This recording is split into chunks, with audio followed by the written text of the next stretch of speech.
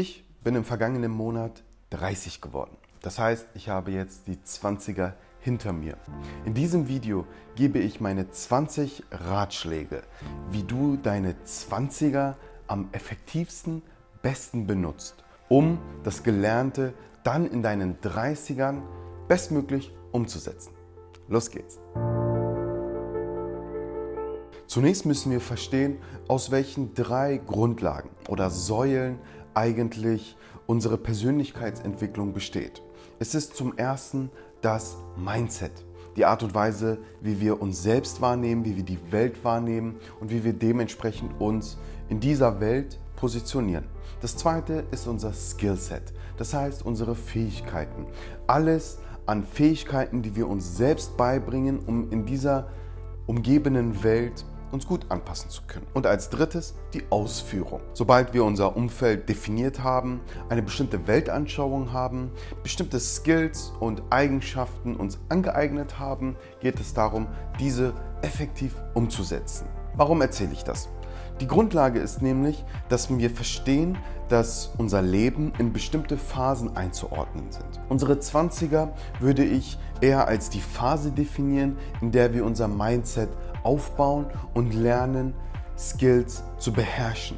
Wir lernen mit Menschen, mit unserem Umfeld, mit Fähigkeiten umzugehen und erst in den 30ern ist es Zeit, diese umzusetzen. Aktiv zu werden, das Gelernte tatsächlich in eine reale Form umzusetzen. Also hier meine 20 Ratschläge für eure 20er.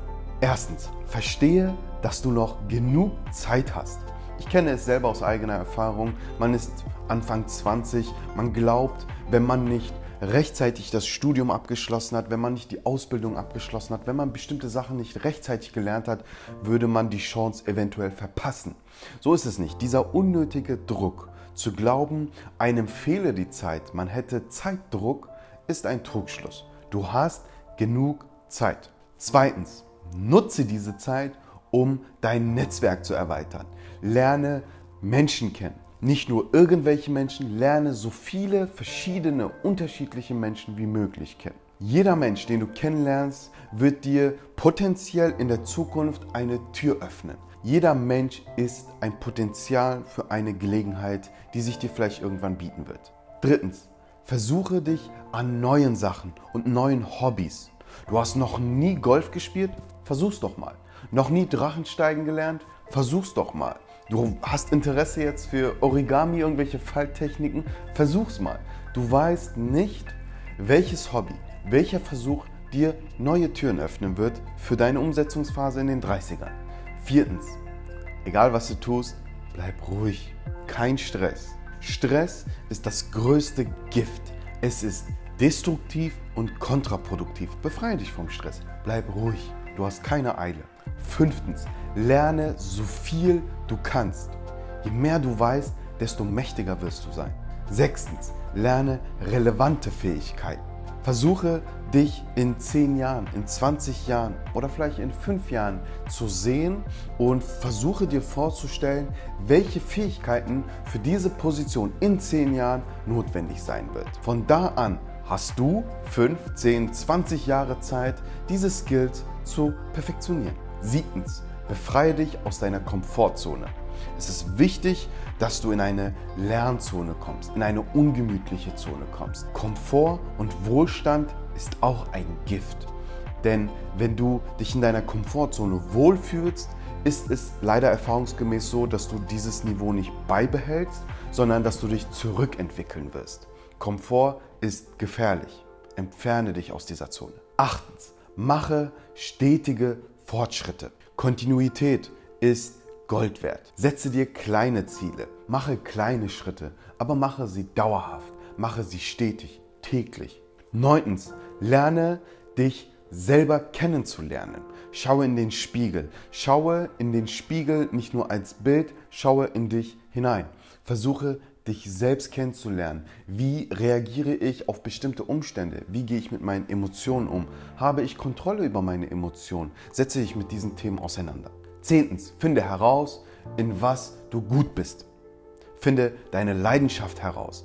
Gucke, was für Fähigkeiten du bereits hast, auf die du aufbauen kannst. 11. Eigne dir gute Eigenschaften an. Lerne bestimmte Gewohnheiten zu haben. Gewohnheiten sind Gold wert und werden deinen Alltag prägen. So wie du deinen Alltag durch deine Gewohnheiten formst, wird sich über die Tage, Wochen und Jahre auch deine Zukunft formen. 12.